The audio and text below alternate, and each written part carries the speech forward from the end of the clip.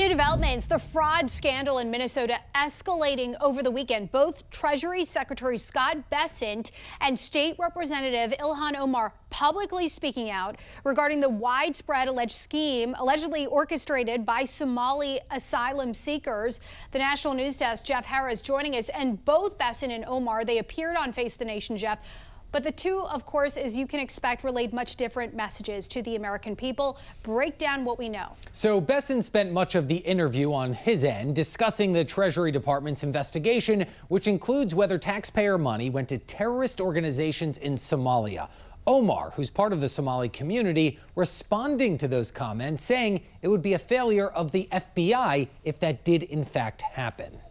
Over the weekend, Treasury Secretary Scott Bessent calling out Minnesota Representative Ilhan Omar for her response about the allegations of widespread fraud from the state's Somali community, the largest in the nation, and potential link to terrorist organizations. Representative Omar tried to downplay it, said, "Oh, it was very, it was very tough to know how this money should be used." Yeah. She was gaslighting the American people. Meanwhile, Omar pushing back, saying any connection between alleged Somali fraud and terrorism would fall on the FBI. If there was a linkage in the money that they had stolen going to terrorism, then that is a failure of the FBI. This fraud investigation dates back to 2022 when the Biden administration filed charges in connection to what they called the largest pandemic fraud in the U.S.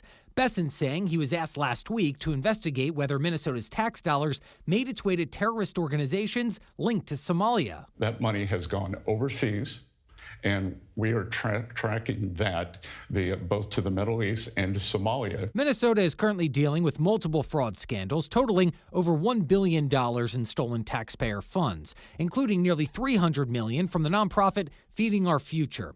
Omar's campaign receiving donations from people charged in that scheme, donations she says have since been returned. We obviously had people who were able to donate to our campaign that were involved.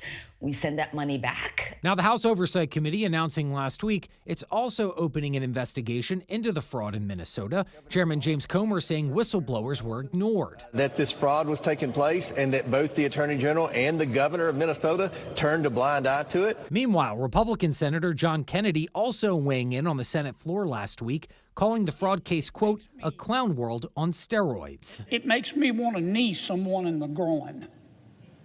It just makes me furious. Now, a total of 87 people have been charged across all the main fraud cases here, all but 8 being of Somali descent, with 61 convictions secured so far. Amy Bach, founder of Feeding Our Future and the alleged mastermind of that scheme, was found guilty on all counts and right now is awaiting sentencing. Reporting for the National News Desk, I'm Jeff Harris.